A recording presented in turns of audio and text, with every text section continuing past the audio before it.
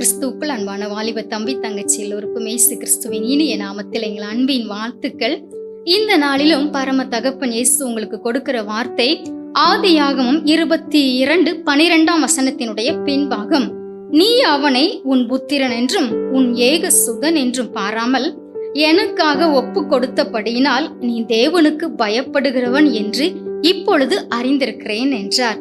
என கண்பான வாலிப தம்பி தங்கச்சி, வயதான நாளிலே தேவன் ஆபிரகாம் ஐயாவுக்கு ஒரு பிள்ளையை கொடுத்து அந்த பிள்ளையை குறிப்பிட்ட வயது வரைக்கும் வளர்த்த பின் அந்த பிள்ளையை தனக்கு தகன பலியாக கொடுக்க சொல்லுகிறார். ஆபிரகாமின் உள்ளம் அன்றைக்கு எவ்வளவாய் உடைந்திருக்கும். தன் பிள்ளை மீது ஆசை வைத்து எத்தனை ரசித்து ருசித்து அந்த பிள்ளையை வளர்த்திருப்பார் அவர். இப்போது ஒரு பயங்கரமான சோதனை.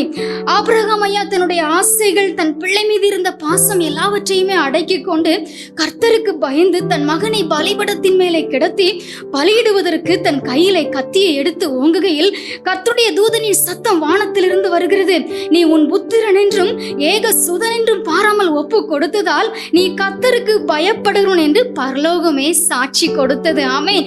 என கண்பான வாலிப தம்பி தங்கச்சி, உங்கள் வாழ்க்கையிலும் எத்தனை சோதனைகள் வந்தாலும் கர்த்தருக்கு பயந்து நடக்க போறீங்க.